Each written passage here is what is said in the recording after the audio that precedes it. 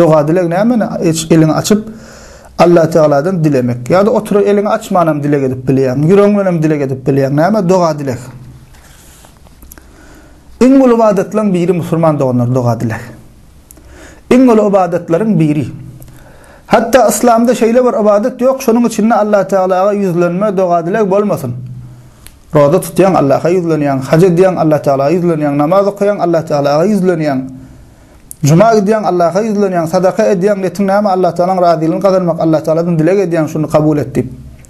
Allah yoluna edilen her bir zadın içinde, edilen her bir ibadetin içinde hükman suretde doğa dilek badır musulman doğanlar.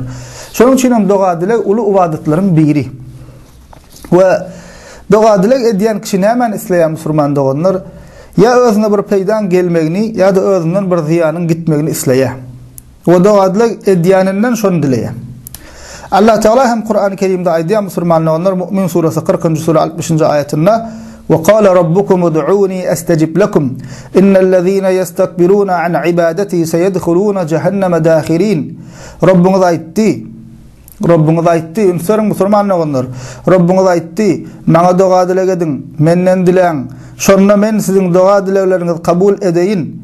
Menden özgelere yüzlenip yalvarıp çağırmak bilen, mana ibadet etmek taşlap ulumsuluk ediyenler zelil ýagdaýda dowgaha girerler diýdi Allah Teala.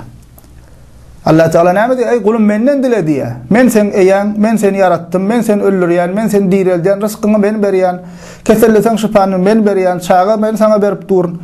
Menden dile diýe Allah Teala. Menden dile diýe. Gene de Peygamber Allah Teala Kur'an-ı Kerim'de aydiye Bakara suresi 2. sura 186. ayetinde وَإِذَا سَأَلَكَ عِبَادِي عَنِّي فَإِنِّي قَرِيبٌ أُجِيبُ دَعْوَةَ الدَّاعِ إِذَا دَعَانِ diye Peygamberimize eğer bennelerim senden men barada sorasalar men olara yakinlerim diye Allah Teala. Men olara yakinlerim.